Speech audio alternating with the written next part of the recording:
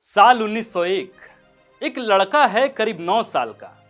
मसूर स्टेशन पर अपने भाई और रिश्तेदार के साथ खड़े अपने पिता के आने का इंतजार करता हुआ कि स्टेशन पर बाबूजी या उनका कोई चपरासी उस 9 बरस के लड़के को रिसीव करने जरूर आएगा, पर कोई नहीं आया।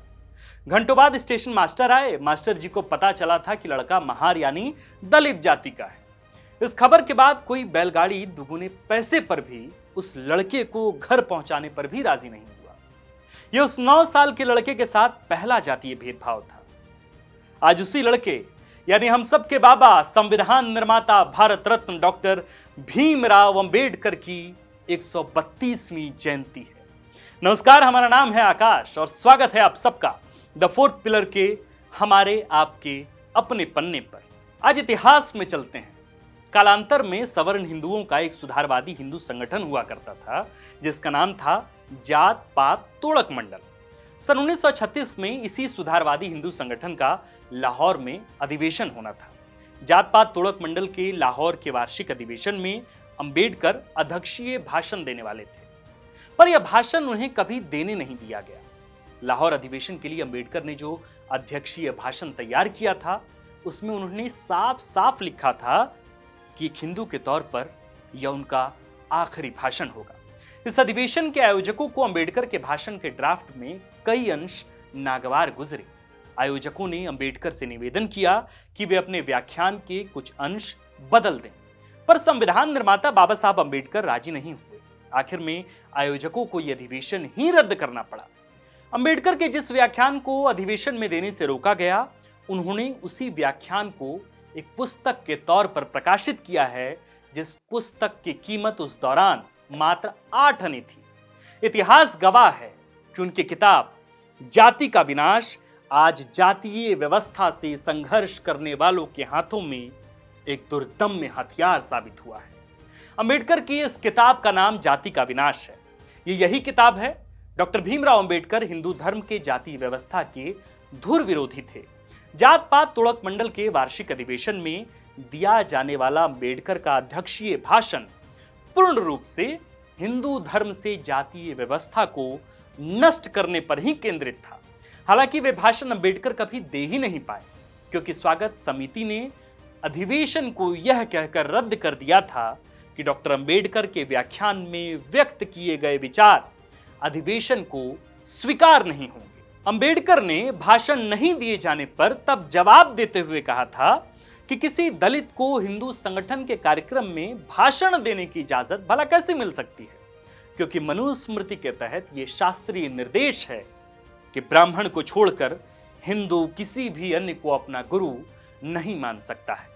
मनुस्मृति के 10वें अध्याय के 3 श्लोक में साफ साफ निर्देशित है कि वर्णानाम ब्राह्मणो गुरु, यानी हर वर्ण का गुरु ब्राह्मण कुल में पैदा हुआ कोई पुरोहित ही हो सकता है। बाद में उन्होंने अपने उसी भाषण को जब पुस्तक के रूप में प्रकाशित कराया तो जाति का विनाश नामक इस किताब ने तब महात्मा गांधी तक का ध्यान अपनी ओर खींचा था। गांधी ने किताब पढ़कर टिप्पणी की कि डॉक्टर अंबेडकर हिंदुत्व के बहुत बड़ी चुनौती साबित होते जा रहे हैं।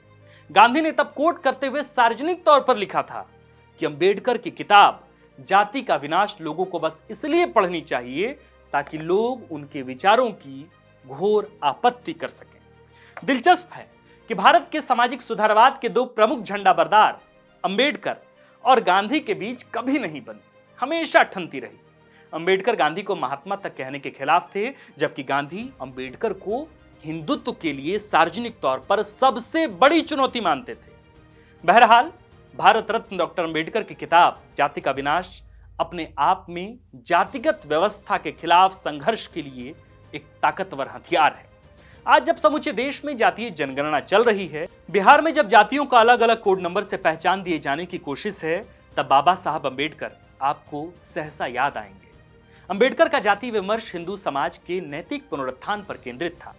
अपनी किताब जाति का विनाश यानी एबोलिशन ऑफ कास्ट में उन्होंने तथ्यों सहित यह बताया है कि राजनीतिक आर्थिक सुधार के लिए सामाजिक सुधार क्यों जरूरी है, जिस सामाजिक सुधार की शुरुआत सिर्फ और सिर्फ हिंदू धर्म के जाति के विनाश से ही संभव है।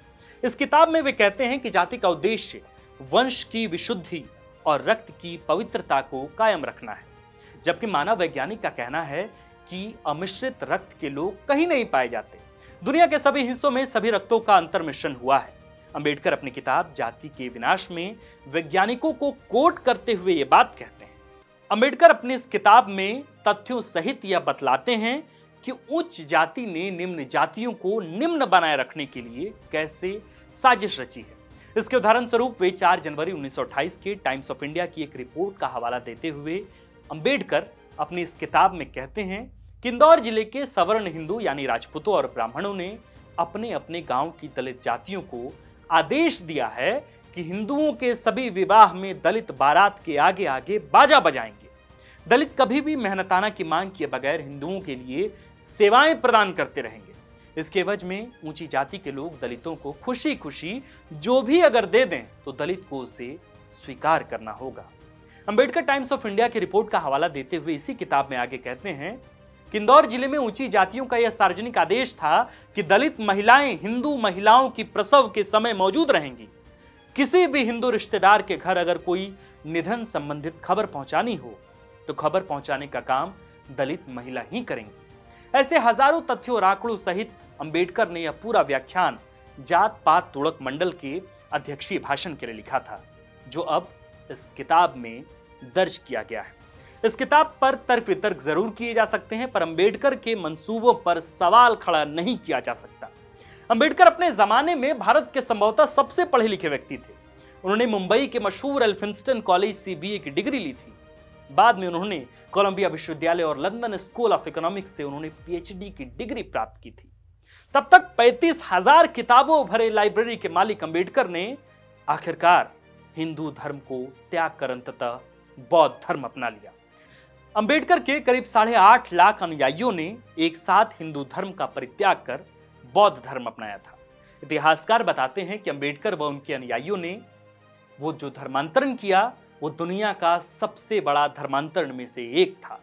भारतीय संविधान के निर्माता डॉक्टर भीमराव अंबेडकर जिस हिंदुत्व को देखने का सपना अपने जीवन के अंतिम क्षणों तक देखते रहे, वो सपना आज आरएसएस के हिंदुत्व की परिभाषा से वैचारिक मुठभेड़ करता नजर आता है। हिंदू समाज के लिए जिस जाति व्यवस्था के खिलाफ उन्होंने जीवन भर विरोध का झंडा उठाए रखा, कहना अतिशयोक्ति नहीं होगी कि देश भर में जातीय जनगणना जैसी महत्वाकांक्षी कार्यक्रम आयोजित कर देश के राजनीतिक हुक्मरान ने अंबेडकर का वह झंडा ही आज झुका दिया है। अंबेडकर के सामाजिक राजनीतिक विमर्श पर फिर बात होगी। आज उन्हें याद किए जाने का दिन है। आज के लिए विशेष इतना ही। तब तक के लिए आप देखते रहें द फोर्थ पिलर। नमस्कार।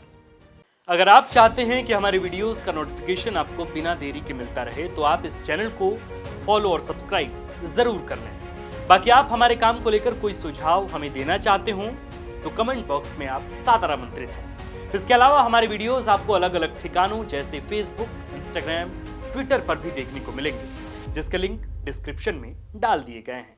शुक्रिया।